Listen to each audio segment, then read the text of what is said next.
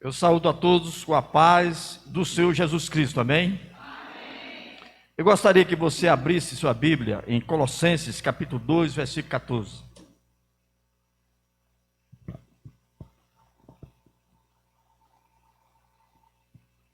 Colossenses 2, 14.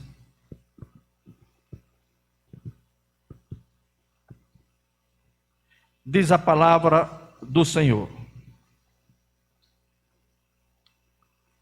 havendo riscado a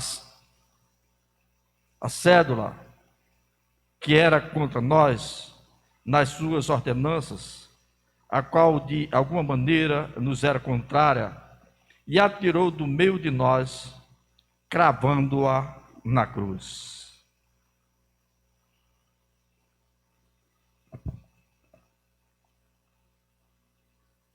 Nessa noite, nós iremos compartilhar com a igreja uma palavra que Deus colocou no meu coração, que tem como tema o escrito de dívida que era contra nós, Jesus cancelou na cruz. Vamos repetir: o escrito de dívida, mais uma vez, o escrito de dívida que era contra nós, Jesus cancelou na cruz. Deus, ao criar o primeiro homem e a primeira mulher, chamados Adão e Eva, tinha como objetivo manter um relacionamento profundo com os mesmos e com toda a sua descendência. Mas para manter esse relacionamento entre o Criador e a criatura, era necessário que houvesse obediência a Deus. Ao criar o primeiro homem, chamado Adão, o colocou no jardim do Éden para cultivar e guardar o jardim do Éden. Em Gênesis capítulo 2, versículo 16 e 17, essa palavra foi endereçada a Adão. Portanto, foi o primeiro que pecou no mundo, não foi Eva, foi Adão. Antes da criação de Eva, quando Deus criou Adão, disse para Adão, em Gênesis 2, 16 e 17: e ordenou o Senhor Deus ao homem, dizendo: de toda árvore do jardim comerás livremente, mas da árvore do conhecimento do bem e do mal não comerás, porque no dia em que dela comerdes, certamente morrerás.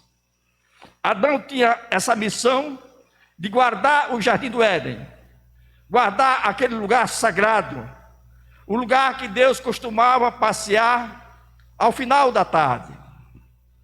Deus, ao ordenar Adão para guardar o jardim do Éden, é porque existia alguma ameaça ou perigo de alguma coisa que precisava ele estar vigilante a qualquer investida do mal que pudesse trazer desordem ao jardim do Éden. Adão tinha a missão de proteger o jardim do Éden, de proteger o lugar onde Deus passeava no final da tarde. Mas onde estava Adão, quando Eva, tentado por Satanás, em forma de serpente, convenceu-lhe a comer do fruto da árvore do conhecimento e do bem e do mal? Aonde ele estava? Mas aceitou a proposta de sua mulher e também comeu desse fruto. E hoje, muitos homens até hoje têm sido negligentes em sua função de líder da família, assim como foi Adão. A entrada do pecado nos seres humanos teve como causa a desobediência do homem. Com isto, todo o sofrimento que vemos hoje, de doenças, guerras, fomes, desigualdade, corrupção, separação de famílias, falta de temor a Deus, falsas religiões, prostituição, violência, depravação sexual, enfim, tudo isso frutos do pecado da humanidade. O pecado do primeiro homem contaminou toda a humanidade. E desde então faz parte da nossa natureza. O vírus do pecado faz parte da natureza do ser humano. E é devido à sua entrada no homem que a Bíblia afirma que toda a humanidade passou a ser pecadora. Paulo, quando escreve a carta aos Romanos, no capítulo 5, versículo 12, o pecado entrou no mundo por meio de um só homem, Adão. E o seu pecado trouxe consigo a morte, separação entre Deus e o homem e a mulher. Quando nós falamos homem, no sentido de humanidade, certo? Envolvendo homem e mulher. Como resultado, a morte se espalhou, diz Paulo, por toda a raça humana, porque todos pecaram. Todos pecaram. Todo ser humano, à exceção de Jesus Cristo, está ou estão condenados a passar a eternidade no lugar de castigo eterno que se chama inferno, por conta do pecado que cometeu. Todos nós pecamos. Se eu pequei, você pecou, todos nós. Não tem ninguém que não pecou, à exceção de Jesus. O pecado cometido no Jardim do Éden trouxe uma série de consequências para toda a humanidade. A ira de Deus, o caráter santo de Deus foi ofendido, despertando sua ira em relação ao pecado. E João, no capítulo 3, versículo 36, escreveu: aquele que crer no Filho tem a vida eterna, mas aquele que não crê no Filho não verá a vida, mas a ira de Deus sobre ele permanece. Quem não tem Cristo, sobre ele paira a ira de Deus, a sentença de morte eterna, morte espiritual e morte eterna. A desobediência levou o homem a alienar-se de Deus. O dia em que ele pecou, o pecado trouxe a morte, a separação entre o homem e Deus. Ficou separado. E Paulo, quando escreve a carta aos Romanos, capítulo 6, versículo 23, diz assim: porque o salário do pecado é a morte, mas o dom gratuito de Deus é a vida eterna, por Cristo Jesus, nosso Senhor. Então a recompensa do pecado é a morte. Se todos pecaram, todos estão separados de Deus. E essa separação pode ser em vida e eternamente, se morrer sem Jesus Cristo. Também, o pecado trouxe a consequência da dívida do pecado. E aí nós já adentramos na temática do sermão. Quando o homem pecou, contraiu uma dívida para com Deus. Previamente o Senhor disse ao homem que se ele desobedecesse, morreria. E essa morte não era simplesmente a morte física, mas também a morte espiritual e a morte eterna. O homem pecou, a mulher pecou, ficou separado de Deus. E essa separação pode continuar na eternidade se morrer sem Jesus Cristo.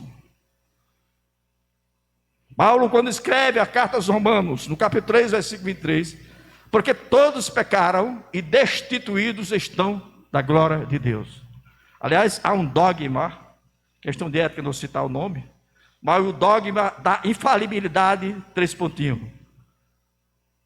É infalível, nunca cometeu pecado. A Bíblia diz não, todos pecaram e destituídos, afastados estão da glória de Deus. E esse versículo 23 do capítulo 2, ou melhor dizendo 3 de Romanos, a Bíblia na linguagem atual, na linguagem de hoje, diz assim: todos pecaram e estão afastados da presença da glória de Deus. Então o pecado gera morte, separação. Isaías 59, versículo 2, diz: pois são os pecados de vocês que os separam do seu Deus. São as suas maldades que fazem com que ele se esconda de vocês e não atenda às suas orações. Às vezes, por que a minha oração não está sendo respondida? A vida é em pecado. A vida é em pecado. Como pode Deus ouvir suas orações? O inferno, a eterna separação de Deus, a morte eterna, seria o preço da rebelião de cada ser humano que está condenado a pagar. Quando eu, antes de Cristo, o pagamento que eu iria fazer em relação aos meus pecados era morrer eternamente, passar a eternidade no lugar de sofrimento e dor, de castigo eterno chamado inferno. O preço da dívida é a morte eterna. E todos os homens, sem exceção, à exceção de Jesus, se tornaram devedores. Depois da queda, Deus olhou para a terra e não encontrou um justo sequer. Todos pecadores. Cada pecado cometido constitui uma dívida. Você imagine a quantidade de pecados durante o ano, 365 dias, fosse somar os pecados, misericórdia. Dívida impagável. Não tem como pagar. Pecado por omissão, por ação, por pensamento. Dívida impagável. Agora você soma, está aí, e vai à presença do Senhor e diga: eu quero pagar meus pecados. Como?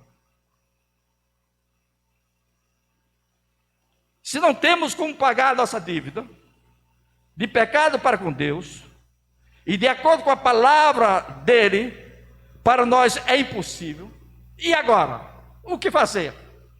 Afinal, a Bíblia diz que todos aqueles que estão separados de Deus serão condenados eternamente. Mas qual o meio pelo qual essa dívida proveniente do pecado será paga? Respondemos: o pagamento da nossa dívida a Deus. No século I, quando um criminoso era preso pelos seus delitos cometidos e condenados, eram registrados num papiro, conhecido como cédula de dívida ou escrito de dívida, todos os seus crimes que ele cometeu. Ao cumprir a pena e chegando à ocasião de sua liberdade, o juiz, julgador daquele processo que o condenou por crimes, responsável pela sua soltura, riscava a cédula, o escrito da dívida. No grego, essa palavra riscar é como se fosse apagar. É dizer, está consumado, está integralmente cumprido a sua pena. A dívida que você tinha para com o Estado foi paga. Pelo cumprimento da pena que foi estipulada, digamos, de 5 anos de reclusão, e você passou 5 anos preso, pagou a sua dívida. E no rodapé desse escrito da dívida, no grego se colocava uma palavra chamada tetelestai, que significa está consumado, integralmente paga a dívida. O indivíduo não devia mais nada à justiça, estava livre, sem condenação, e poderia desfrutar da paz e da sua liberdade. O apóstolo Paulo se apropria dessa figura jurídica para nos transmitir a profundidade e o alcance da obra redentora de Jesus Cristo, que nos resgatou das trevas, do pecado, da morte, pagando o resgate com o seu sangue vertido na cruz. Ele diz que os pecadores que somos nós, também há contra nós um escrito de dívida, o registro de uma série de transgressões e pecados cometidos ao longo da vida. Então está sendo escrito: Juarez, no dia tal, fez isso, está lá. Juarez, dia tal, se omitiu, está lá tudo escrito, tudo registrado no escrito da dívida, ou também chamado cédula da dívida. Esse escrito da dívida constitui um poderoso instrumento de acusação. Satanás fica, em vez de quando, acusando. Ó, tu te lembra? Tu quer dar uma de santo agora, mas tu te lembra que há uns 2 anos atrás tu fazia isso. É um instrumento de vergonha para a pessoa. Humilha. Nele se registram todas as nossas maldades, as nossas mentiras, as nossas perversidades, tudo que nós praticamos em termos de pecados. E aponta para a destruição dos que ali constam nessa cédula escrita, o escrito de dívida. Cédula de dívida, o escrito de dívida. Apocalipse 20, 12. João, na ilha de Patmos, recebendo a revelação de Jesus Cristo, escreveu: vi também os mortos, grandes e pequenos, de pé diante do trono, e livros foram abertos, outros livros foram abertos, o livro da vida. Os mortos foram julgados de acordo com o que tinha feito, segundo o que estava registrado nos livros. Ou seja, no escrito de dívida, que registra todos os pecados que nós cometemos. Entretanto, o apóstolo Paulo, glória a Deus, declara que em Cristo, o escrito da dívida foi tirado, foi riscado por Jesus Cristo, tirando do meio de nós, cravando na cruz. Ou seja, Jesus Cristo, em sua morte vicária, substitutiva, que morreu em meu lugar e em seu lugar, em lugar de todos os pecadores, pagou a dívida que nós tínhamos com Deus. Glória a Deus. E Paulo, expressando essa verdade, ao escrever a carta aos Colossenses, no capítulo 2, versículo 14, disse: havendo riscado, apagado, o escrito de dívida que era contra nós, nas suas ordenanças, o qual, de alguma maneira, nos era contrário, e o tirou do meio de nós, cravando na cruz. A expressão riscado original significa apagar, declarar, quitar daquela dívida. Não há mais dívida nenhuma para com Deus, porque em Cristo, nossa dívida que tínhamos proveniente do pecado, Ele pagou. Glória a Deus. Meus amados, eu fico triste. Triste também pela igreja que não está evangelizando. Porque há um segmento religioso que diz que quando nós nascemos, nós temos um karma para pagar. Dívida contraídas em outra vida, e que é preciso reencarnar o espírito no outro corpo para pagar a dívida que tinha na outra vida. A palavra do Senhor disse: não, em Cristo a dívida que eu tinha para com Deus foi paga, foi cancelada a dívida que eu tinha para com Deus. Eu não devo mais, eu sou justificado diante do Senhor, não pelos meus méritos, não porque eu mereço, mas por conta do sangue de Jesus Cristo vertido na cruz, que me purificou de todo o pecado. Jesus na cruz do Calvário disse: estou consumado, no grego tetelestai. Interessante, a irmã Ronalda compartilhou uma reflexão e tinha tetelestai. Eu digo: Jesus está confirmando a pregação de hoje. É glória, é o Espírito do Senhor.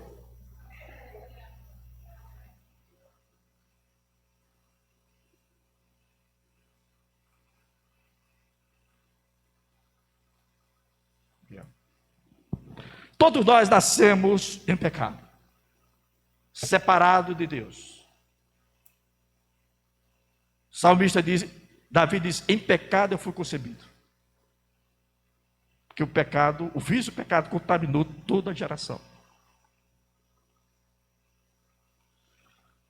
Todos nós nascemos em pecado, separado de Deus, sem podermos, por nós mesmos, mudar essa situação. Deus, para nos salvar, precisava enviar alguém que não tivesse pecado. Por isso, Deus enviou Jesus Cristo, seu único filho, que jamais cometeu pecado. Veio à terra, morreu na cruz, para fazer nossa natureza de pecado morrer com ele. Paulo diz: estou crucificado com Cristo. Vivo não mais eu, mas Cristo vive em mim. O Juarez foi crucificado com Jesus na cruz do Calvário. Não é mais aquele Juarez do passado. O Juarez, filho de Deus, nova criatura, procurando cada dia agradar ao Senhor, reconciliado com Deus. Através de sua morte temos a nossa dívida para com Deus paga. E não somente isso, graças também a Deus Pai, Jesus não ficou na morte. Ao terceiro dia, ele ressuscitou para garantir também a nossa ressurreição. Eu sou a ressurreição e a vida. Quem crê em mim, ainda que esteja morto, viverá. Em Cristo nós morremos para esse mundo, mas em Cristo nós ressuscitamos para a vida eterna. O evangelista João registra quando Jesus, na cruz do Calvário, antes de morrer, declarou. João 19:30. E quando Jesus tomou o vinagre, disse: está consumado. E, inclinando a cabeça, entregou o Espírito. Essa palavra grega, traduzida pela expressão está consumado, é tetelestai, do grego tetelestai. Uma expressão grega que pode ser traduzida como está consumado, totalmente pago, dívida cancelada. Quando Jesus disse assim, está consumado, ele estava dizendo, olha, está totalmente pago a dívida que você, pecador, tinha com Deus, porque eu morri em teu lugar e paguei essa dívida. Jesus estava dizendo que está paga a dívida do homem com o Criador, por conta do pecado. Jesus, ao dizer está consumado, está dizendo não apenas que ele tira o pecado do homem, mas aqui ele o remove integralmente. Não preciso morrer, reencarnar e pagar uma dívida que Jesus Cristo já pagou por mim. E milhões de pessoas estão seguindo. E Cristo já advertira no passado: errais por não conheceres as Escrituras e o poder de Deus. Passará o céu e a terra, mas minhas palavras não passarão.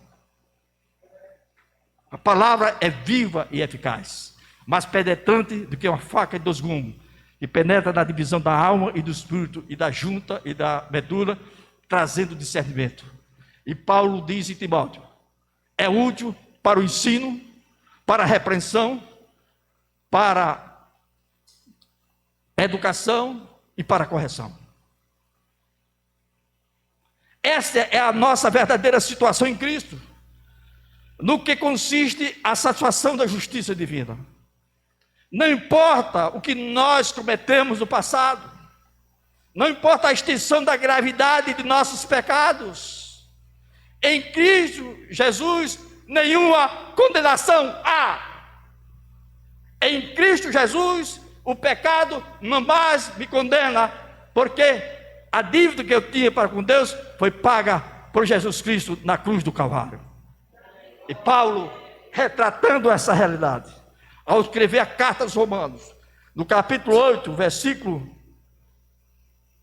1, escreveu: portanto, agora nenhuma condenação há para os que estão em Cristo Jesus, que não andam segundo a carne, mas segundo o Espírito. Não anda mais segundo a carne, mas segundo o Espírito. Isso só é verdade para aqueles que creem em Jesus como Salvador e o têm como Senhor da sua vida. Por isso que o próprio Jesus disse, registrado em João capítulo 5, versículo 24. Na verdade vos digo que quem ouve a minha palavra e crê naquele que me enviou, tem vida eterna, e não entrará em condenação, mas passou da morte para a vida. Todos os nossos pecados foram perdoados pelo precioso sangue de Jesus Cristo vertido na cruz do Calvário. Sangue este que riscou o escrito da dívida contrário a nós, nos livrando da condenação de uma vez por todas. Mas além de Jesus ter pago a nossa dívida, o que ele mais fez, o que mais ele fez ao morrer na cruz? E aí Paulo começa, também em Colossenses,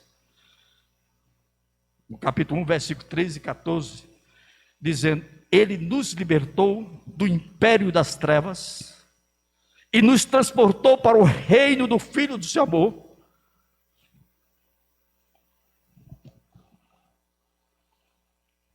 no qual temos a redenção, a remissão dos pecados. Paulo diz, ele nos libertou do império das trevas. Quando Cristo morre na cruz, Deus nos libertou do império das trevas, porque ele nos livrou da morte. O verbo libertar significa salvar, libertar de algum tipo de escravidão. Já a palavra império significa autoridade, domínio, poder sobre a pessoa. Paulo está afirmando que Deus nos libertou do poder, da autoridade e do domínio de Satanás, tinha sobre a nossa vida. Essa expressão libertou confirma que a obra de libertação foi absolutamente consumada por aquilo que Jesus Cristo fez na cruz. Por causa de Jesus Cristo e o que ele fez na cruz, não mais corremos o perigo de passar a vida e a eternidade separados de Deus. Meus amados, são poucas igrejas em que seus líderes falam a respeito do lugar de tormento e dor chamado inferno. Tudo que você venha ganhar de prazer carnal, não vale a pena passar a eternidade no lugar de castigo eterno chamado inferno, sentindo um precioso cheiro de um perfume, entre aspas, enxofre. A chama do fogo queimando o seu corpo, você desejando morrer e não consegue morrer. E há milhares que hoje morrem, estão sendo recebidos exatamente nesse local. Precisamos advertir, meus amados, a vida aqui na terra, os prazeres aqui na terra, são efêmeros, passageiros. O mais importante é a eternidade na presença de Deus, em gozo, em alegria, sem doença, sem problemas, sem nada. Antes da obra de Cristo na cruz, por causa do pecado, nós estávamos sob o império das trevas. Ou seja, na casa do valente, presos e acorrentados, cegos e oprimidos. Porém, por amor a nós, Jesus invadiu essa casa do valente, saqueou e nos tirou do império de Satanás e nos libertou da escravidão do pecado. Deus, por meio de Cristo, abriu nossos olhos, tirou as correntes que nos prendiam, abriu os portões que trancavam o reino, esse reino de escravidão, e nos fez sair para viver uma liberdade de uma nova vida. Paulo diz que em Cristo nós somos libertos do império das trevas. Meus amados, todo o pecado que nós venhamos cometer, por trás de toda aquela situação está Satanás instigando, estimulando para a gente desobedecer a Deus. Ele veio com a missão de matar, roubar e destruir.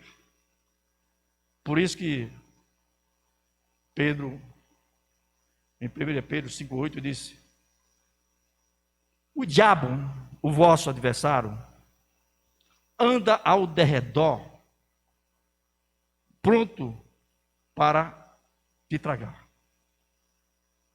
Então ele vem com esse propósito de afastar nós da presença do Senhor. A obra da cruz nos libertou desse império das trevas e nos deu uma liberdade para uma nova vida. Por isso que Paulo, ao escrever a segunda carta aos Coríntios, capítulo 5, versículo 17, diz assim: assim que se alguém está em Cristo, nova criatura é, as coisas velhas passaram, eis que tudo se fez novo. Nova criatura. Aquilo que eu fazia de desagrado ao Senhor, antes de Cristo na minha vida, eu não faço mais. Porque eu fui regenerado, eu fui transformado para a obra do Espírito. E ainda que eu venha me afastar dos caminhos do Senhor, tal qual o filho pródigo, Deus está sempre de braço aberto para nos receber de volta. Aquele que foi salvo em Cristo Jesus pode até se desviar dos seus caminhos, mas tal qual o filho pródigo, ele retorna à casa do Senhor e é recebido em festa, com alegria, porque Deus perdoa a todos que confessam seus pecados. A obra da cruz é uma obra de libertação. Ele nos libertou do império das trevas para vivermos uma vida nova. Também Jesus, ao morrer na cruz, Deus nos transportou para o reino do Filho do seu amor. Paulo diz: e nos transportou para o reino do Filho do seu amor. Deus não apenas nos tirou da região da morte, como também nos transportou para dentro do reino da luz, o reino do Filho do seu amor. Houve um traslado, uma transferência, uma mudança de localidade. Deus nos tirou do império das trevas para o reino da luz.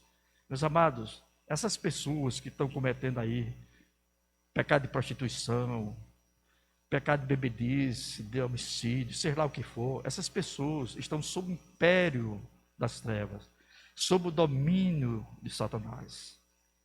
E só Jesus pode libertar, porque Jesus foi ungido por Deus para desfazer todas as obras de Satanás.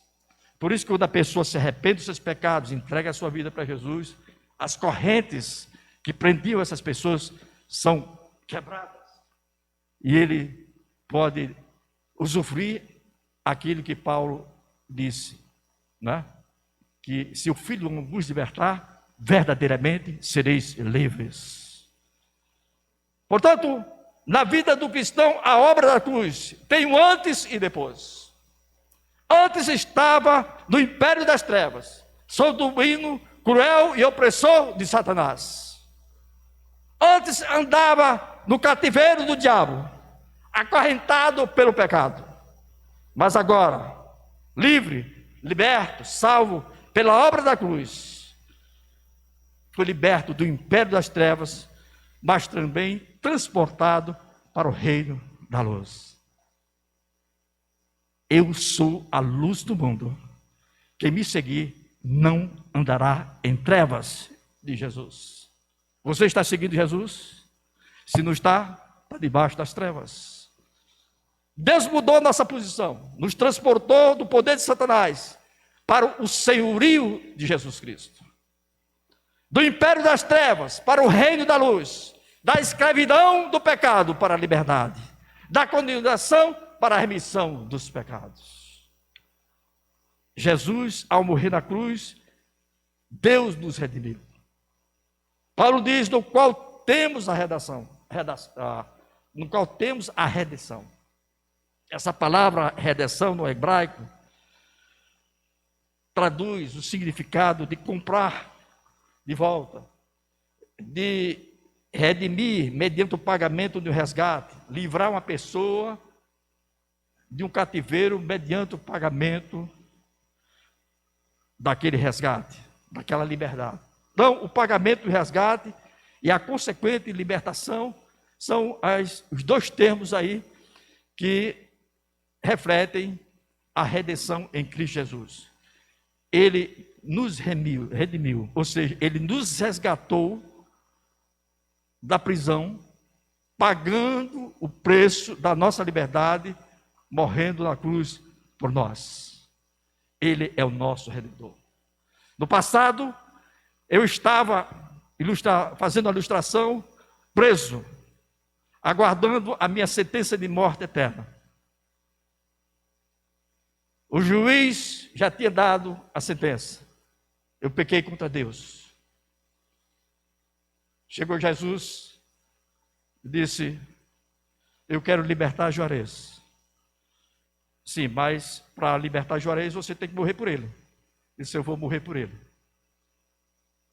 No dia da sentença, que eu seria crucificado, quem morreu em meu lugar foi Jesus Cristo, pagando toda a dívida do pecado que eu tinha para com Deus, e me justificando diante do Senhor, declarado inocente, nenhuma condenação, e assegurando a vida eterna em Cristo Jesus.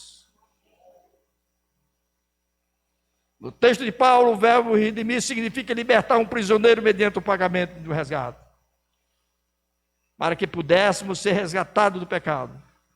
Alguém deveria pagar por ele, e por nós, e por Deus nos amar, enviou seu Filho amado para pagar por um preço altíssimo a nossa redenção, o nosso resgate, a nossa liberdade em Cristo Jesus. A obra da cruz é uma obra de redenção. Por isso que Jesus Cristo é considerado o nosso Redentor, porque ele pagou o resgate que nós devíamos para nos libertar da morte eterna. Portanto, todo aquele que aceita o seu sacrifício na cruz, esse Jesus é o seu Redentor. Jesus, ao morrer na cruz, Deus nos perdoou de todos os pecados cometidos. Paulo diz: no qual temos a redenção, a remissão de pecados. Nós sabemos que no Antigo Testamento, o perdão dos pecados era alcançado através do sacrifício e derramamento de sangue de animais. Se trazia aquele animal e se transferia a culpa do pecador para aquele animal. E aquele animal era sacrificado pelo sacerdote para aquele pecador obter o perdão de Deus.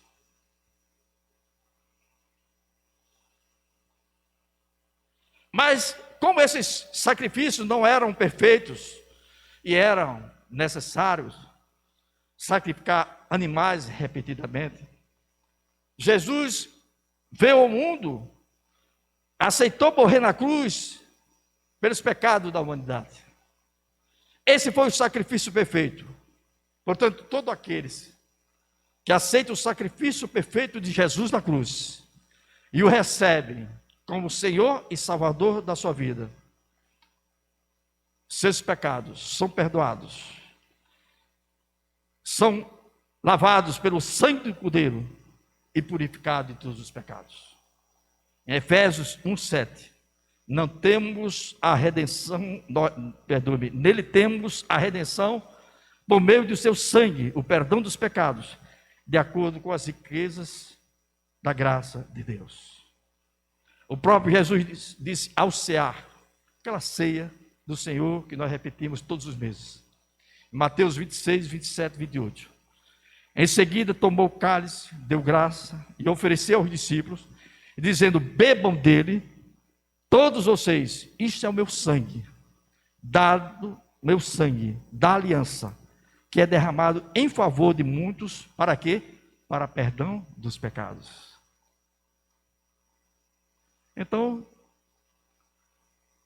não tem lugar para você purificar seus pecados. Aquele lugar intermediário, né? Entre a terra e o céu. Não existe. Assim, só através de Jesus nossos pecados são perdoados. E nos livramos de qualquer condenação eterna. Finalmente, como aceitar Jesus como Senhor e Salvador? Para o escrito da dívida ser cancelado e ser salvo da morte eterna. 3 pilares básicos para a salvação em Cristo Jesus. Primeiro pilar, arrepender de seus pecados. Jesus disse em Lucas 5,32: Eu não vim chamar os justos, mas sim os pecadores ao arrependimento. Em Atos 2,38, Pedro respondeu: Arrependam-se e cada um de vocês seja batizado em nome de Jesus Cristo, para perdão dos seus pecados, e receberão o dom do Espírito Santo. Arrependimento é admitir que pecou, que fez coisas erradas, que desagradou a Deus. É sentir tristeza sincera do que fez de errado. É abandonar a prática do pecado. É a mudança total de vida. Mudança total de atitude de vida. Quando nós pegamos a palavra arrependimento do grego, que é metanoia, mudança de mente, mudança de comportamento, mudança de mentalidade. Então, estou arrependido, pequei, peço perdão a Deus e não quero mais praticar esse pecado. Isso é arrependimento. Assim, se quer obter a salvação em Cristo Jesus, é preciso se arrepender dos seus pecados. Segundo pilar para a salvação, crer em Jesus Cristo como seu suficiente Senhor e Salvador.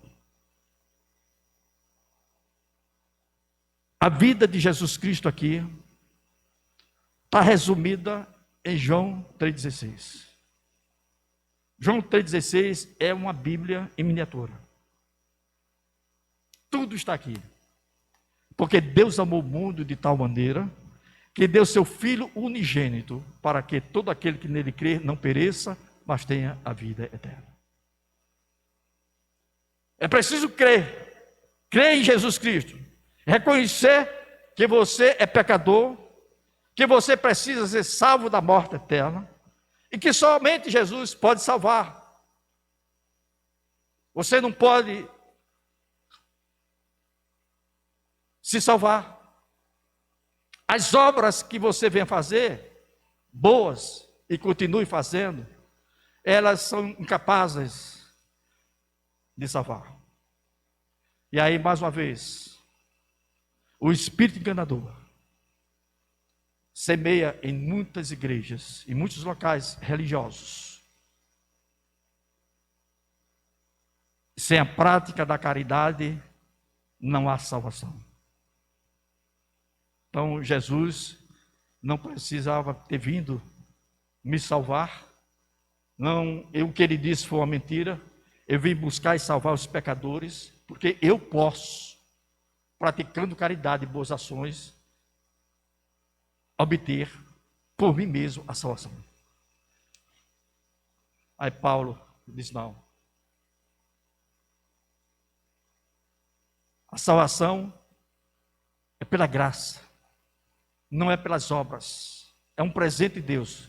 Não é para as obras, não é pelas obras para que ninguém se glorie.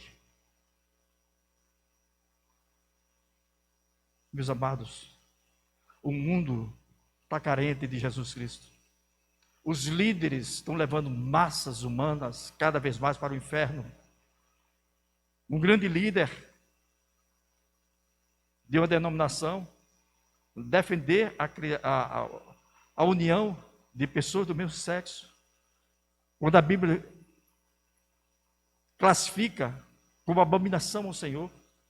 E os que praticam abominação ao Senhor, a sua sentença está descrita em Apocalipse 21:8.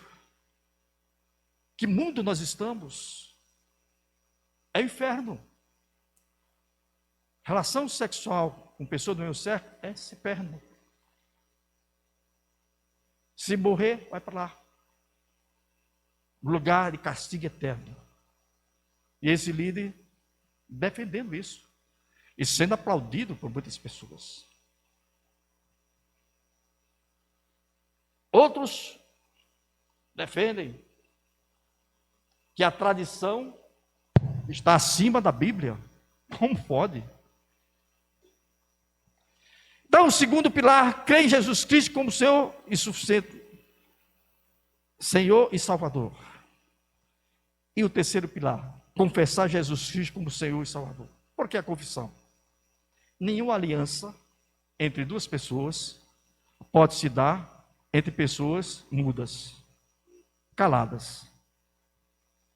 Pode até se dar entre duas pessoas mudas, mas precisa que tenha intérprete, não é?